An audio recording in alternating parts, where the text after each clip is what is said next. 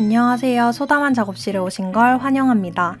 오늘은 제가 그림을 공부하는 과정을 보여드리려고 하는데요. 영상을 준비하면서 오래간만에 제 그림을 한번 쭉 훑어보기도 했어요.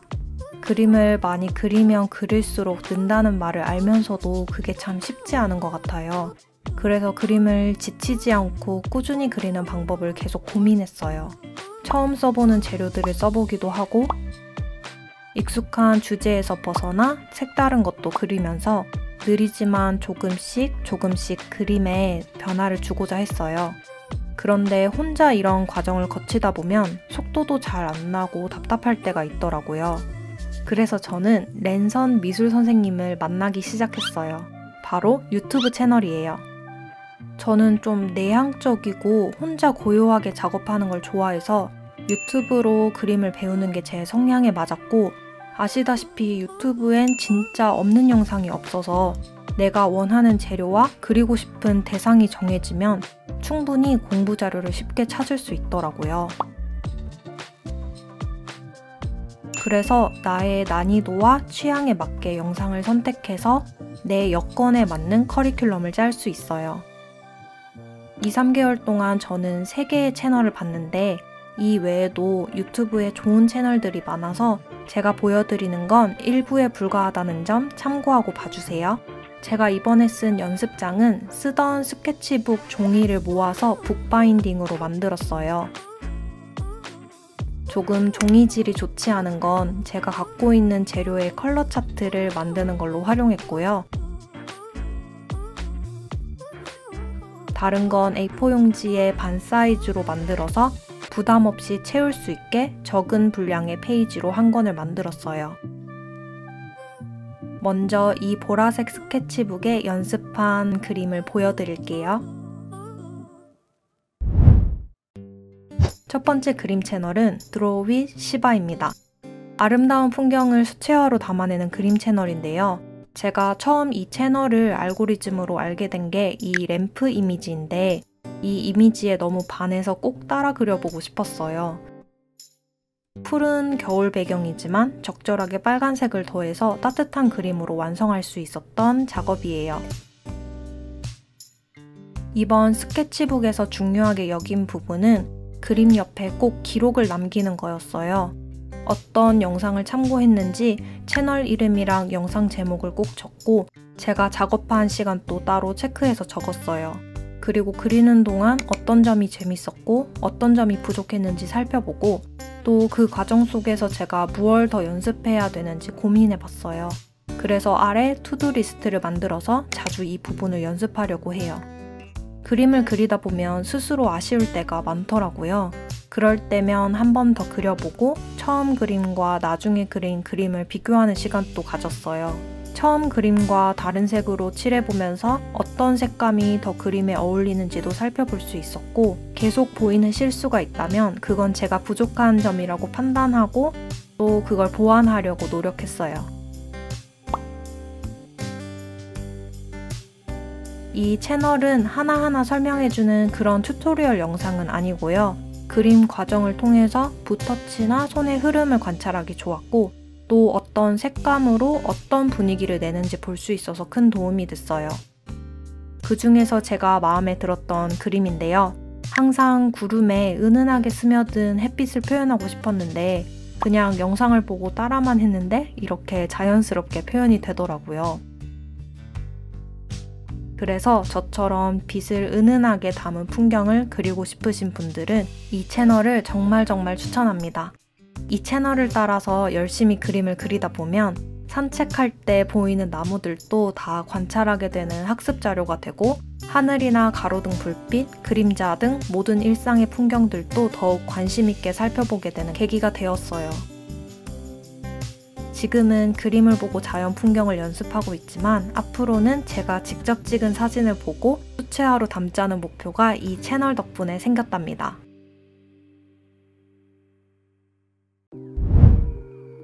두 번째 그림 채널은 제스청입니다.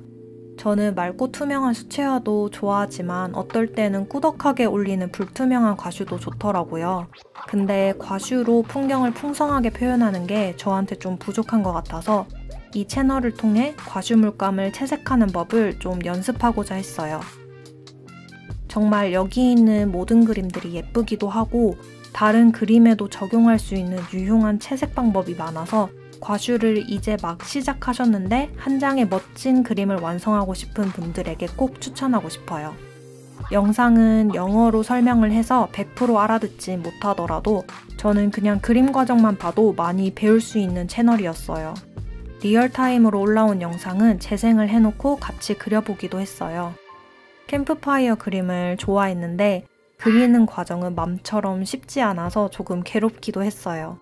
부족한 점은 많지만 이렇게 완성하고 보면 정말 뿌듯해요.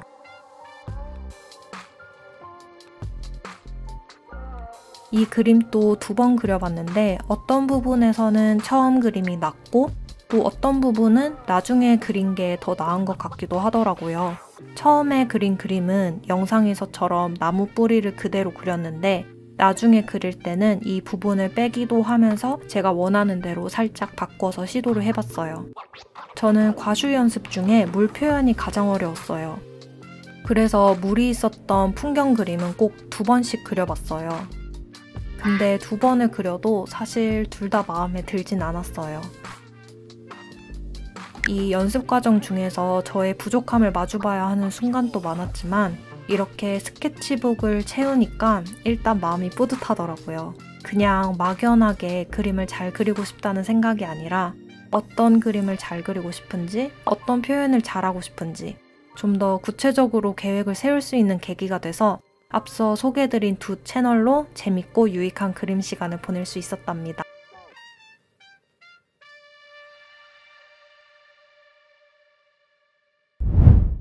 마지막으로 소개해드릴 그림 채널은 휴 프로젝트예요. 이 채널을 처음 접한 건 330 챌린지였는데요. 작년 2021년 초에 참여했던 그림 챌린지인데요. 그 당시 인체 드로잉에 대한 아무 개념이 없었던 때라 저에게 정말 큰 도움이 됐던 프로그램이었어요.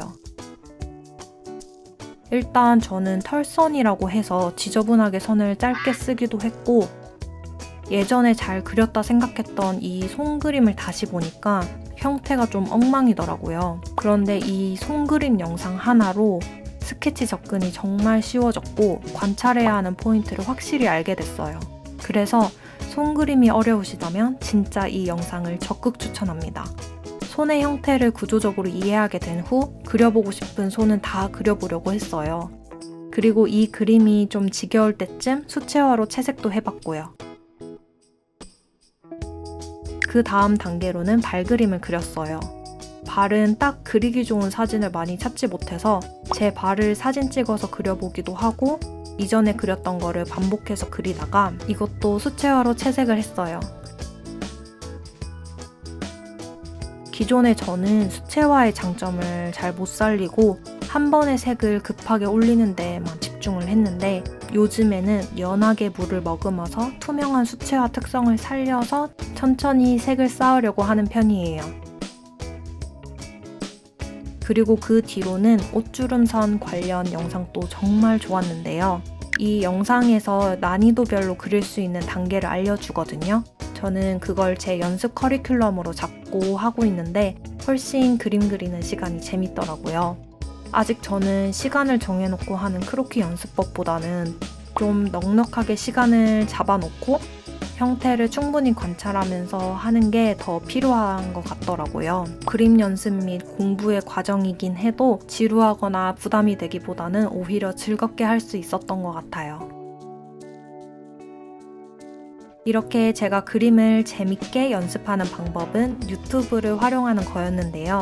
여러분은 어떻게 그림을 연습하시나요?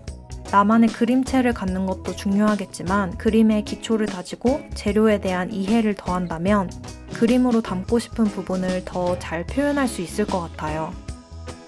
저는 항상 이렇게 배우는 마음으로 그림과 함께하고 싶어서 나중에 기회가 된다면 좋은 그림 채널을 또 소개해드리도록 할게요. 오늘 영상은 여기까지고요. 다음에도 소담한 영상으로 찾아올게요. 감사합니다.